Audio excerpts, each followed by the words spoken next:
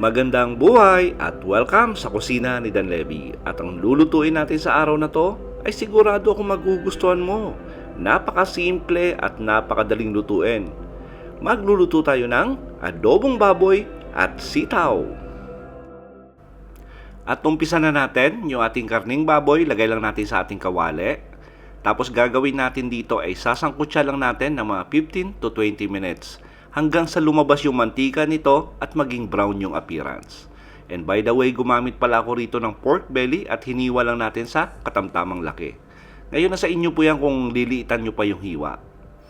Sangkutsa lang natin hanggang sa maging brown yung appearance at lumabas yung mantika. Tapos pag okay na, gagawin natin dito, hahango lang natin at itatabi muna natin. At yung mantika na naiwan sa ating kawali, dyan tayo magigisa ng ating bawang. At masarap yung adobo na to pag medyo marami yung bawang at sibuyas na gagamitin natin. Sangkutsa lang natin yung ating bawang for about 15 to 20 seconds.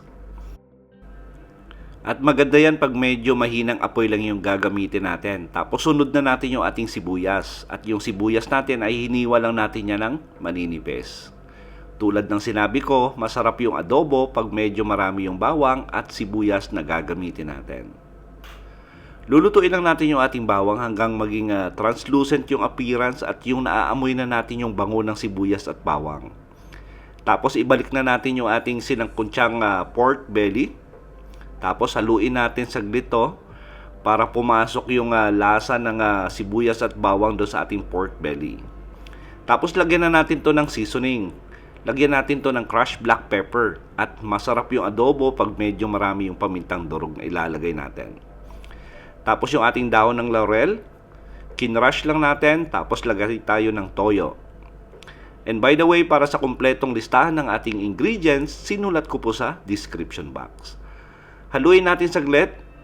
Siyempre, hindi pa yan malambot yung ating karne. So gagawin natin dyan, maglalagay tayo ng tubig. At maglalagay lang ako rito ng mga 2 cup na tubig. Tamang-tama lang yun para malambot at ipalambot yung ating karning baboy. Haluin natin saglit, tapos gagawin natin dito ay tatakpan natin at palalambutin natin yung ating karne for about 40 minutes. After 40 minutes, check natin, malambot na, malapot na rin yung ating sarsa. Gagawin natin dito ay lagyan pa natin ng iba pang panimpla. Lagyan natin ng 1 pirasong broth cube para lalong lumasa yung ating adobo. Asin. At maglalagay ako ng konting asukal dito. Brown sugar po yung gagamitin natin. Tapos haluin muna natin saglit.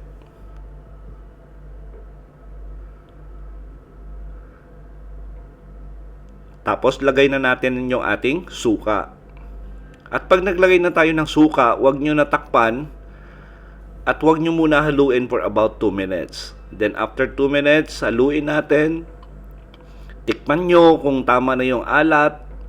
Ngayon pag okay na, lagay na natin yung ating sitaw. Tapos haluin natin to.